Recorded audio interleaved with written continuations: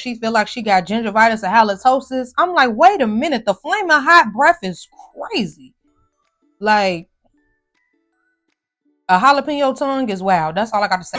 Let's be clear, I ain't never took a loss. Every time I go shopping, I ain't gotta check the cost. Still independent, still my own boss. Still got bad bitches coming up they drawers. Eat the beat up like a motherfucking Frito. Lucci flaming hot like a motherfucking Cheeto. This is not an act, I am not Don Cheeto. Slut a nigga out, treat him like a free code. Yeah, you heard right, I'm a whole ass gangster. Made him eat my butt, I ain't even say thank ya. First gon' fuck, no nigga, I'm a prankster. I can make a thug nigga feel like a wankster. Pull up down my green like Shigo.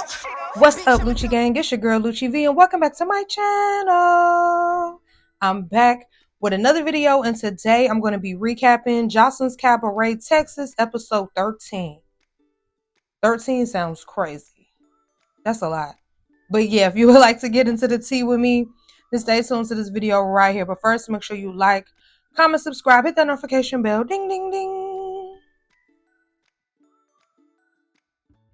And let's get it. So this episode kicked off with Oceans versus Erica. Now, I mean, it's not like Oceans just overly whooped the girl, because they both was getting some licks in. But if I had to choose the winner, I would go with Oceans. You know, like I said, they both was getting some licks in. So if you felt like Erica won, I definitely wouldn't debate you on that. I feel like it's just, you know what I'm saying? It was really up in the air. The second round, Oceans did end up on top of her. So that's why I'm kind of like edging it to Oceans. But it was very much one of them, like, neither one of them really was eating the other one up. They both was getting some licks in. But it was a point like where Erica was swinging and then she would stop. And then it was a point where Oceans was swinging and then she would stop. It was like, you know, it was really back and forth. I felt like Oceans got the best licks in, though. Like, she was really cocking back and getting her. So I would give it to Oceans, you know. And you know, after it was done, Ocean started saying like how she didn't really even want to do that.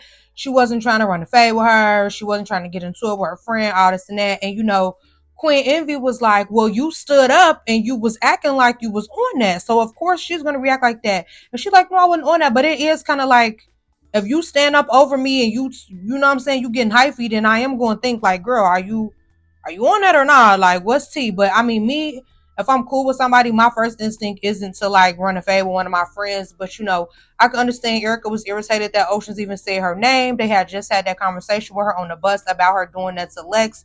Then she did it again. It's like, now you're a repeat offender, girl. Definitely can't trust you. It's looking very snaky. Cobra, anaconda, if you will, rattle. Like you're looking like a snake, sister. No shade, okay? So after arguing and yelling and tussling and all that, guess what, baby? It was time to doom cha cha together, like nothing happened. Doom cha cha, and it's doom cha cha, like y'all finna doom cha cha, like yo ain't just da da da up in each other's eyes and nose and lips and try to take each other out. Y'all gonna just doom cha cha regular, okay, baby? Like, okay. So at the end of the rehearsals, Joseline tells who her top 3 are in the running right now to win that $50K, and she says Henny, Rose, and Nick. And that's none of the OGs, which was crazy to me. It's like Danny and Andrea think that they just, you know, really locked in. And it's like, she didn't say them. Then Raven, she didn't say Raven. And she's the house mom. I'm like, dang, none of the OGs? That's crazy. Okay. So y'all know at the last show, they weren't able to rehearse on the stage or even see the stage prior to them performing. Joseline did not want that to happen again. So they had like a little run through on the stage in San Antonio. Ricardo had me crying, talking about some of them be walking like men. I'm like, what? So after rehearsals, we see a scene with Raven, Danny, Henny, and Andrea talking, and they chat for a bit. And, you know, they bring up the fact, you know, that Joseline names Rose as one of the girls, you know, in the top 3 to win the $50K. And, you know, Raven was basically saying, like, she's only 21. She's not going to know what to do with the money. And it's like,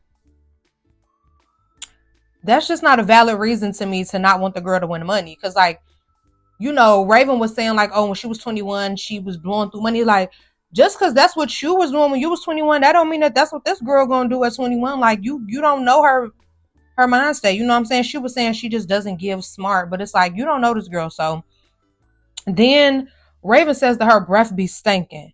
And it's just like, as much as they done been talking about hygiene on this show, they done saying Rose cat stink, all that. I really feel like it would have been brought up if her breath was stinking. I don't know, but I just feel like, why ain't nobody been saying something? Now that she's, Jocelyn saying she's in the top 3 now, all of a sudden her breath stink and she got halitosis and all that. Like, I don't know. I thought that was weird. And then they also discussed Oceans versus Erica. They all said they feel like Oceans won. I just feel like it's sad that they was cool and they had to run the fade. Like, that always be like, dang, because I don't really do that. Like, if I'm not friends with people no more, I ain't never really had to run the fade with them. I just leave you alone and go about my business, Well, I mean, except on Bad Girls Club, but but at another location, Rose, Erica, Queen Envy, Oceans, and Neek meet up to talk, and obviously it's tension, and Oceans tells Erica basically like she's sorry. She didn't really mean for it to happen like that. She didn't want to put her hands on her, she doesn't want to come off looking fake and like a snake, but Erica forgave her, but she was just like, I'm not rocking with you, because it's like, this is this is a pattern at this point. You're consistently doing this to people that you're cool with. So, like, I don't think she wrong for not wanting to mess with her no more. Because it's like, girl, you're a repeat offender, sister. Like, it's nothing you could tell me now to make me feel like I could trust you or really be cool with you at this point. Because it's like, you're doing too much, mamas. No shade, okay? So then Rose brings up Envy missing chain again. And she basically trying to say like, oh, Henny was the last one in possession of it. But y'all know in the last episode, Henny was saying Rose was like, look, just get a girl back her chain, whoever got it. Because it's like, if it's an Envy chain that says her name, neither one of y'all name Envy. So whoever has it, just give the girl her damn chain. Like, I don't get what the holdup is. Like, the production take the chain and had it in order to have a storyline going or something? Because I'm not understanding, like, why y'all not just giving this girl her chain? Like, what? So then the girls say that they're surprised that Henny and Rose haven't ran a fade yet. And it's like, what they need to run a fade for? Like, what exactly would they be fighting over? I'm confused. And it's like, Rose's so easily manipulated by these girls. Like, I know they're going to be able to talk her into just fighting Henny for anything, for no reason. If Henny sneezed, like, go get her. Like, because, girl, what y'all fighting for? Okay, y'all not cool no more. Okay. That's that. It don't even have to be no issue. So everyone arrives at the venue in San Antonio to get ready for the show. Now, the show was lit. It was turned up in there. Jocelyn, her cootie cat got a little hot, so she had to get in front of the fan and let it blow in there or whatever. There were a few mishaps at the show, mostly with shoes. Like, Henny's shoe broke. And then there was the part where Envy's whole foot slid out of her shoe and she had to just keep going. But, she did mention that they did not have any run through in the heels. I feel like they still put on a good show regardless of, whatever wardrobe malfunctions. Okay. Now, at the end of Jocelyn's performance, a lot of people in the crowd were chanting for Raven. And I thought that this was a very good, wholesome moment. A lot of times Jocelyn can come off like abrasive and kind of mean, but she invited Raven to come back on stage and just bask in the glory of everybody like, Raven. Jocelyn was like, they love you, girl. They love you. And I thought that was a real cute and wholesome moment. Yeah, it didn't last for long, baby, okay? Because outside, Jocelyn had them lined up. She let the girls know that they did amazing. Ricardo reveals that they're going to be going to Mexico. Jocelyn says that she hopes one of them can run a cabaret one day. Hopefully Andrea, but Andrea is a little bit ditzy right now, so she got to get together. Then they find out everyone will not be making it to Mexico.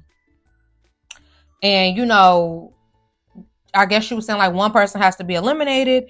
And, Raven brings up Rose and the breath stinking and only being 21. And she said she feel like she got gingivitis or halitosis. I'm like, wait a minute. The flaming hot breath is crazy. Like, a jalapeno tongue is wow. That's all I got to say. But once again, like I said, like, Raven was like, I'm not the only one who's saying this. So, Rose looking around like, who else saying it? And, Rose basically was going down the line of the girls like, I ain't never did none of you. I ain't never did none of you. I ain't never did none of you. Blah, blah. And Nick was like, she read everyone for filth. No, she didn't. All she did was tell everybody like, hey, I never wronged you. I never wronged you. I don't get how that was reading them or whatever.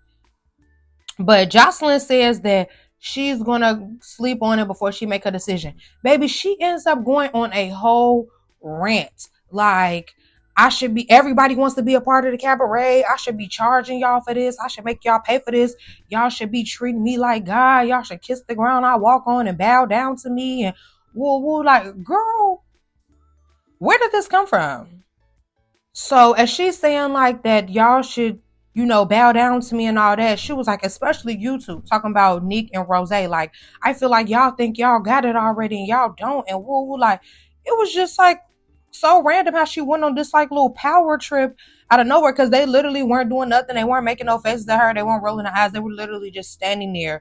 And she was saying Nick looking at her type of way, and Nick veneers are cheap and all of that. It was just like some of that stuff. I like, she was just being mean for no reason at all at that point. Like, and I couldn't believe like they was just standing there taking it. Nick was in her confessional like, oh, I feel like that was a test.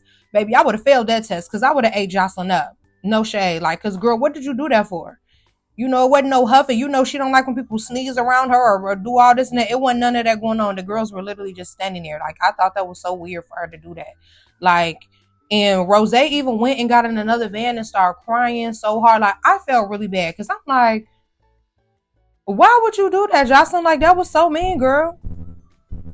That was so mean. It's like, now I get what people say when they be like, Jocelyn be treating these girls how Stevie J used to treat her and how he used to talk to her when he used to be saying like, you ain't nothing, I'll send you back to the strip club, all that. Like, it really does give that now. It's like, come on now, remember how it made you feel when he used to talk to you like that before you start talking to these girls like that. Like, that part of the episode was so uncomfortable for me to watch. I'm not gonna lie. So that was the end of the episode. Next week they arrive in Cancun. The hot breath convos come up again. Henny and Rose run a fade. Nick and Henny get into it again. Raven, I couldn't tell who that was that Raven was getting into, but it looks like they're gonna turn Mexico inside out, honey. Mexico ain't never seen nothing like this, honey. Is all I know. So yeah, that was it for this episode. I'm pretty excited to see next week. Just to see how they're gonna be acting out of the country. Like, usually when people out of the country, they having a good time. It's like, no, not them, baby. They're having a brawl. Usually people have a ball, they're having a brawl. Okay. So yeah, that's the end of this video. I hope you guys enjoyed it and thank you for watching.